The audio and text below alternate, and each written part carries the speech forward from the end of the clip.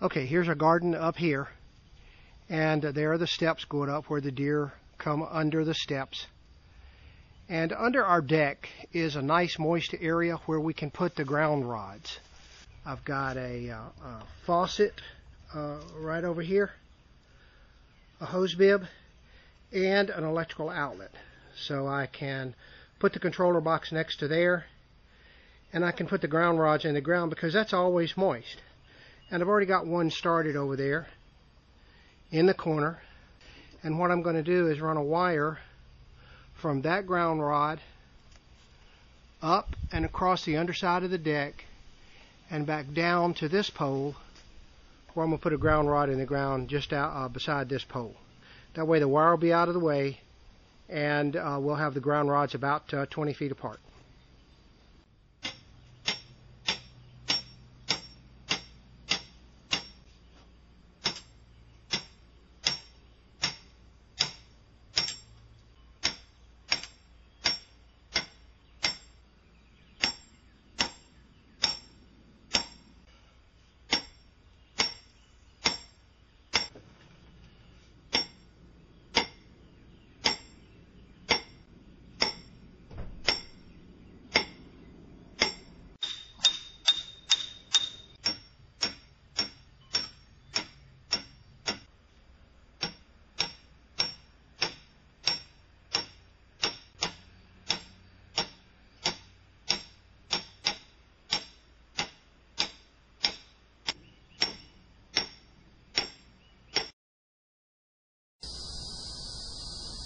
We've already put the posts in.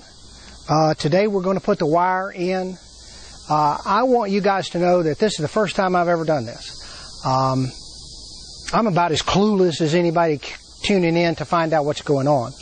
Those of you who have done it before, if there are any questions in the comment section down below, how about you guys help and answer them, because this is my first trial, and I depend, and we all depend, on people who have experience that they can transfer to other YouTubers. So, with that in mind, just, give me a little tolerance here for not knowing what the heck I'm doing. Also, keep in mind that the purpose of this fence is not to fence in a herd of buffalo. The purpose of this fence is to make deer who come close to it learn that it's going to bite them and make them shy away. This little wire fence is not going to stop a deer from jumping over it. It's not going to stop a deer from going through it. But hopefully by putting strips of aluminum foil with peanut butter on this fence, the deer apparently just love peanut butter, and they will go to the peanut butter above everything else. And as soon as their tongue touches the peanut butter with the aluminum foil strip on it, they get the shock of their life and they run away.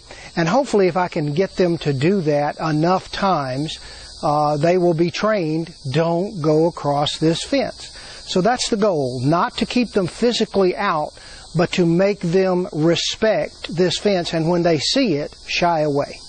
So with that said, we'll get moving, putting the wire in.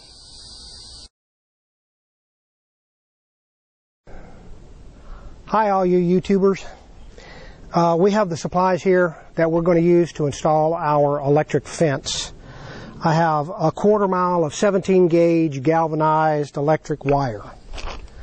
I have standoffs, insulators that will go on the posts that we put in earlier today.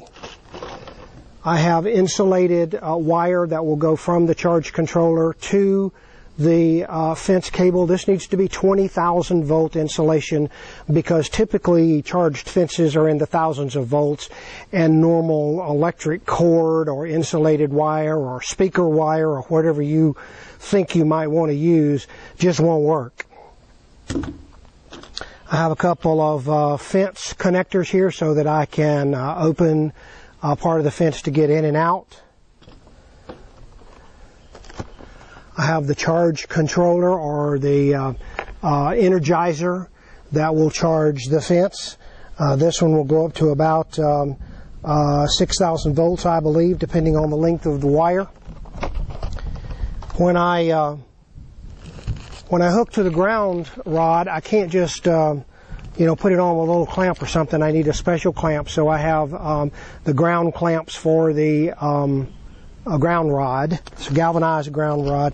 You don't want to use a copper ground rod because you have galvanized wire and you have a copper ground rod, and what happens is galvanic action, which is caused by the electricity going through two dissimilar metals, will cause them to corrode real badly. So galvanized wire, galvanized ground rod. And then I have two tensioners here for the two wires.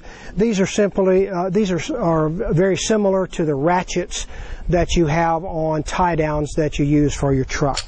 So that's the materials that we need. And if the rain stays away, we'll get started with the installation, and I'll show you how that goes.